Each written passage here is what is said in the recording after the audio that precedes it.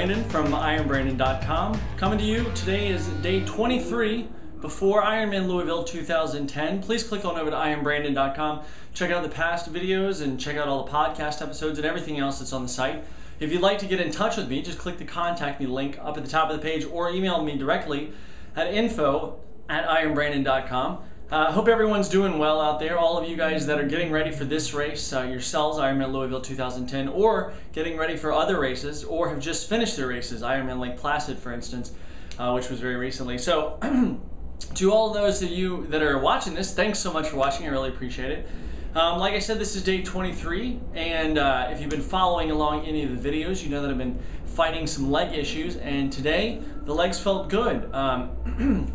I had a ride yesterday evening that I told you about that felt like it was really getting back to things. Today I had two things. I had a swim that was 3,500 meters this afternoon, and that felt good. Swimming is kind of my thing. It's always been my strong suit in anything, and so it always feels good to kind of get back to what you're really good at. And then I had a run this evening. It was a recovery run, and my instructions, as per my coach, said very easy. Very easy. So for an hour, take it easy. And tonight I did take it easy. And in doing that, I didn't really watch my pace. I just kind of watched the clock, watched how long I was going, because it was an hour. I went half an hour out, half an hour back. And it felt good. It ends up that my average pace was, I think, 7:19, give or take. And I basically really focused on keeping my upper body very relaxed, because I tend to get pulled, if you can see, I tend to get pulled back in the shoulders and get very much like this. So I just focused on really keeping my neck and my trapezius down into my shoulders and my rear delts and everything just very relaxed. And also not getting what some people call like Tyrannosaurus arms, where your arms are all up like this, but keeping my arms nice and loose down by my sides. And so it worked out really well. I really let my feet dictate the speed. Again, I wasn't paying any attention to the speed. It felt good. It just really felt good. I'd like to talk about a couple things though, or one thing that came up while I was running that I just kind of thought about. And that's a little bit of chafing. So we've all, if you're in any type of endurance, whatever, you've dealt with a little bit of chafing. And I want to talk about where that came up with me tonight. It wasn't in the usual places like your crotch or your armpits or anything like that. This was actually the bottom of my feet. I got a little bit of a hot spot.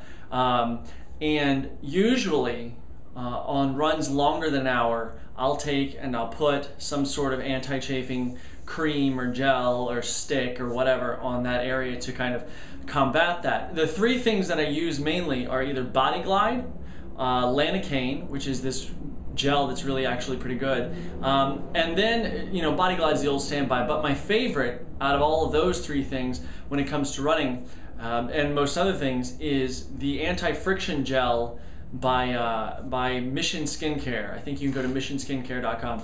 I've been using it for a while now, and it's just very silky. You know, where I think that Body Glide, while Body Glide does an excellent job, it tends to be a little sticky. You know, it's just a little, I don't know, it just feels kind of oily at times.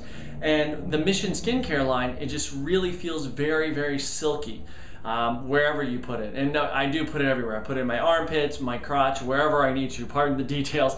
The bottoms of my feet, and it does a really great job at watching all those places. And I was talking to a guy today, the lifeguard at my pool actually. He's never run a marathon, and he got in via the lottery into the New York City Marathon, and he had not even thought about chafing.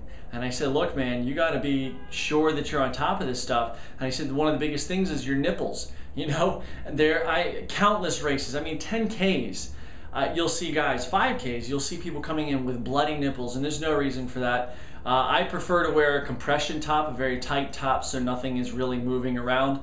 But some other people may just prefer to wear underneath their loose, you know, their loose top, just put Body Glide or something like that. But in any event, when you're going to do a workout or especially training, you don't want to go and train and have a chafing wound that's going to keep turning into a wound as you're winding up your distance for a race, because you're not going to be able to get your training in well, and it's going to affect your overall performance. So really watch out for those things. Any place on your entire body that's going to rub any other place, put something there.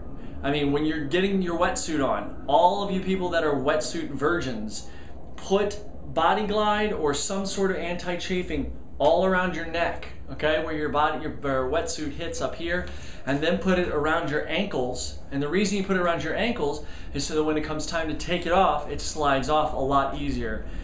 So be sure of these things, and these are things that you need to practice, and that I didn't practice the first time I went out, and it's kind of trial by fire. You know, you go out and you learn by doing. You learn by getting the famous wetsuit hickey on your neck. So make sure that you're really paying attention to those things and taking care of your skin, because your skin is going to get the most exposure out of anything in any type of endurance race. I still have triangular tan lines on basically right below where your love handles would be from Ironman Wisconsin last September. And these are tan lines that have been sitting there for almost a year now, because I was so badly burned where my jersey pulled up in the back and my shorts kind of slid down a little bit. So just be sure that you use your sunscreen. Again, the Mission Skincare line, I'm not sponsored by Mission Skincare or anything like that, but I do have their entire line. And the reason I like them, this stuff is well thought out. It's made for athletes by athletes, and the person that brought it to my attention was Charlie Engle, who was the expedition leader rather, running in the movie Running the Sahara, and also the movie Running America that's coming out very soon, or if it may have already come out in your city. So Charlie is an incredible endurance athlete, and he is one of the founders of this company. Mission Skincare is, again, it's stuff for athletes by athletes, sunscreen, lip balms, anti-friction stuff, all these kinds of things. So check it out if you're looking at stuff. If you don't like the Mission stuff, or you can't find the Mission stuff near you, you can buy it online, but just find something that works for you. That's what's most important. So that's my little rant on chafing and skincare today. You guys, please click on over to ironbrandon.com. Like I said, get a look around the website, take a look at all the podcast episodes, so on and so forth. Take a look at the back video episodes, as a matter of fact. Apart from that, please follow me at twitter.com/ironbrandon. You can see that right here. Ironbrandon is my @ Iron Brandon is my Twitter name, so do follow me on that. Otherwise, thanks so much for watching. Please contact me if you'd like to, ironbrandon.com/contact. And until tomorrow, get out there, get your body moving, and keep putting one foot in front of the other.